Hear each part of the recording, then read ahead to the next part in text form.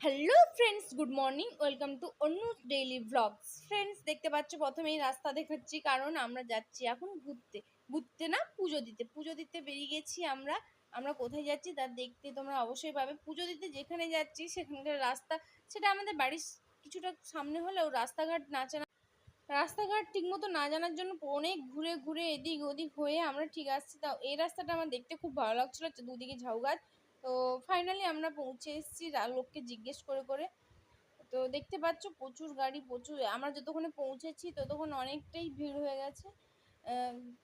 তো এখানে আমরা দাঁড়িয়ে আছি, আর ওখানে ওর বাবা গাড়ি পার্কিং করতে গেছে, তো গাড়ি পার্কিং করে চলে এসেছি। এবার এটা পার হয়ে আমরা যাচ্ছি, এই জিনিসটা আমার খুব ভালো লাগলো, কিন্তু এখানে মাঝে মাঝে আমার জুতোগুলো আটকে যাচ্ছিলো শুধু।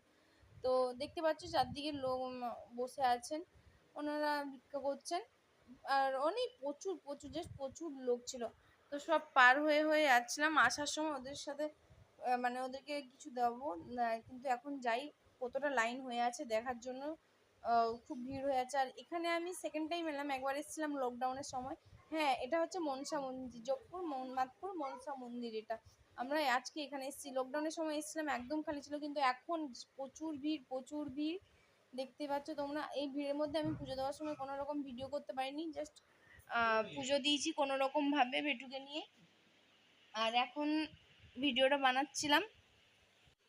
তো বিয়ের পর যখন প্রথম লকডাউনে এসেছিলাম তখন কোনো রকম ভিড় ভাট্টা কিছুই ছিল না, একা এসেছিলাম, জাস্ট বাইরে থেকে পুজো দিয়ে গিয়েছিলাম, ভেতরেও তখন ঢুকতে পারিনি। তো তারপর এতদিন পর এসেছিলাম, পুজো দেওয়া হওয়ার পর প্রণাম টনাম করে বেটু এখানে একটু ঘন্টা বাজি নিচ্ছিল, তো একটু সেলফি টেলফি তুলে সব কিছু দেখে ফটো তুলে একটু ভিডিও বানিয়ে তোমাদের সাথে শেয়ার করার জন্য ভিডিও করে এই দেখো একটা তার মধ্যে একটা সেলফি তুলে নিয়েছি। তারপরে বাইরের থেকেও তোমাদের একটু মন্দিরটা দেখেছি, এটা খুব জাগ্রত মন্দির, এখানে প্রায় অনেক দূর দূরান্ত থেকে লোক আসে।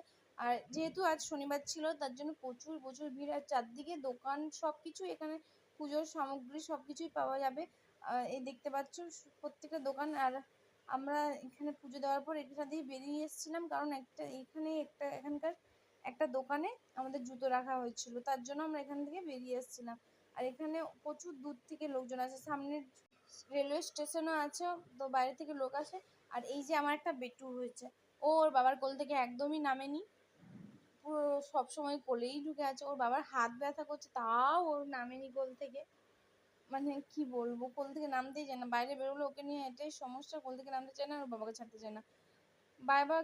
তারপর এই যে এই দোকানটায় জুতো রাখা হয়েছিল, আমরা এই জুতোগুলো নিয়ে নিচ্ছিলাম, মানে জুতো রাখা হয়েছিল বা প্লাস পুজোর বাজার করা হয়েছিল। তারপর ওখান থেকে আমরা বেরিয়ে এসেছিলাম, দোকান থেকে জুতো নিয়ে বেরিয়েছিলাম। এখানে আমি অনেকদিন পর ওই যে একটা ভাজা দেখতে পেয়েছিলাম, ওটা কিনলাম। তারপর এখানে সামনেই নিরামিষ খাবার দোকান ছিল, তো টিফিন কিছু হালকা করে টিফিন করে, যেহেতু 12টা প্রায় বেজেই গিয়েছিলো, তো ও খুব খিদেও পেয়ে গেছিলো, তার জন্য একটু টিফিন করে নিলাম। এখানে একটু বসে বসে এই চিপসগুলো কিনলাম, ওগুলো খাচ্ছিল দেখতে পাচ্ছ। আর আমরা এই যে একটু পরোটা আর নিরামিষ তরকারি নিয়ে নিয়েছিলাম, খেতে খেতে গল্প করছিলাম। আর আর এখানে সব রকম সমস্ত কিছু ব্যবস্থা আছে, চারদিকে সব কিছুই রয়েছে, এখানে ঠাকুর রয়েছে, ঠাকুরের প্রতিমা রয়েছে, প্রত্যেকটা জিনিস পাওয়া যায় সামনাসামনি। তারপর বেটু আখের রস খেতে চাইছিল, বেটুর জন্য একটু আখের রস নিয়েছিলাম। আর এখানকার একটা পুকুর বানিয়েছে, পুকুরটি খুব সুন্দর, খুব সুন্দর পুকুরটা। আমার এখানে এখন জল কম আছে, তো বেটুকে আখের রস খাইয়ে ওখান থেকে আমরা বেরিয়ে এলাম। টাটা আজকের মতো।